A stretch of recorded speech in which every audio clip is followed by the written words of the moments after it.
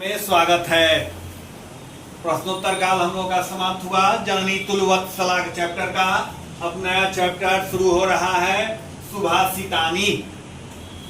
सुभाषितानी सुंदर बोला गया। तो हम लोग जान ले सुभाषितानी का मतलब होता है जो सुंदर बोला गया है। अर्थात सुभाषितानी के बारे में हम लोग कह सकते हैं संस्कृत कृतियों के जिन पदों या पद्यांशों में सार्वभौम सत्य को बड़े मार्मिक ढंग से प्रस्तुत किया गया है उन पदों को सुभाषित कहते हैं। प्रस्तुत पाठ ऐसे 10 सुभाषितों का संग्रह है जो संस्कृत के विभिन्न ग्रंथों से संकलित है। इनमें परिश्रम का महत्व, क्रोध का दुष्प्रभाव, सभी वस्तुओं की आवश्यकता और बुद्धि की विशेषता आदि विषयों पर प्रकाश डाला गया है। हम लोग अब इस चैप्टर को ध्यान पूर्वक पढ़ेंगे।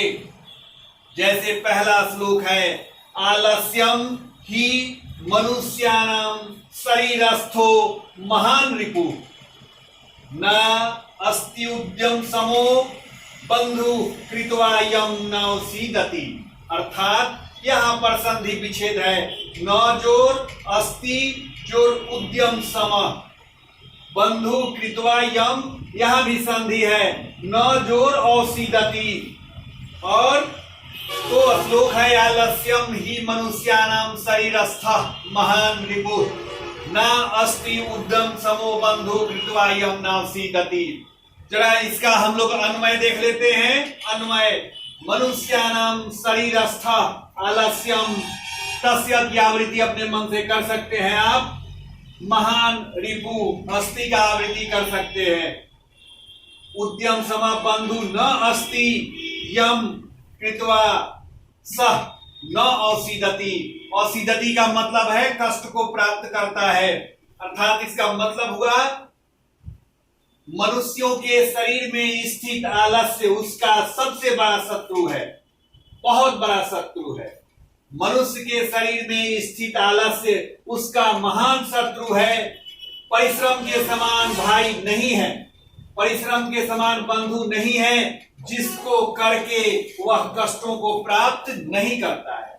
कहने का मतलब यह श्लोक हम लोगों को सिर्फ इसलिए पढ़ाया जाता है कि हम परिश्रम को अपना सबसे बड़ा मित्र समझें और आलस्य को सबसे बड़ा शत्रु समझें। यानी शेर के मुंह में भी उसका भोजन तब तक नहीं जा पाता है जब तक वह परिश्रम नहीं करता है। अब दूसरा श्लोक आप देखिए, गुणी गुणम वेति न वेति निर्गुण बलि बलम वेति न वेति निर्बला पीकः बसंतस्य गुणम न वायसा करीच सिंहस्य बलम न मूषक। अर्थात अब इसका अन्वय, फिर से अन्वय जो हम लोग करेंगे, तो अन्वय हमने इसी में कर दिया है। आप थोड़ा सा ब्रेन लगाओ और पद के न नीचे हमने सबका नंबरिंग कर दिया है, यानी वही उसके अन्वय का नंबरिंग है। गुणी 1 नंबर में, गुणम 2 नंबर में, वेति 3 नंबर में, 4 नंबर में निर्गुणा, 5 नंबर में न, 6 नंबर में वेति, 7 नंबर में बलि, 8 नंबर में बल, 9 नंबर में वेति। इसी तरह सबका सीरियल मैंने कर दिया हुआ है। तो इसका अन्वय यही हुआ। हिंदी मीनिंग इसका होगा, गुणी गुण को जानता है, मतलब गुणी गुण को समझता है।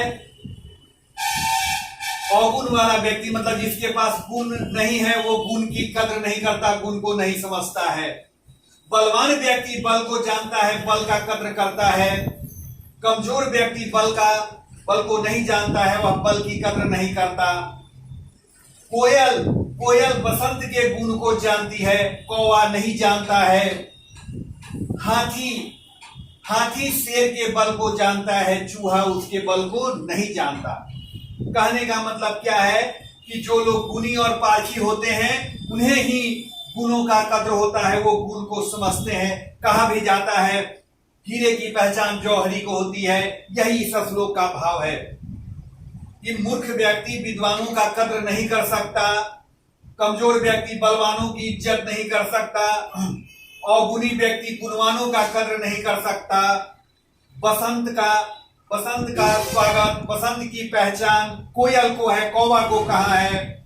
उसी तरह हाथी जो सबसे ताकतवर है वो शेर की ताकत को जानता है। चूहा तो हमेशा अपने बिल में ही छुपा रहता है, वो शेर की ताकत को नहीं जानता। अब हम लोग अगला श्लोक कल पढ़ेंगे। Thank you.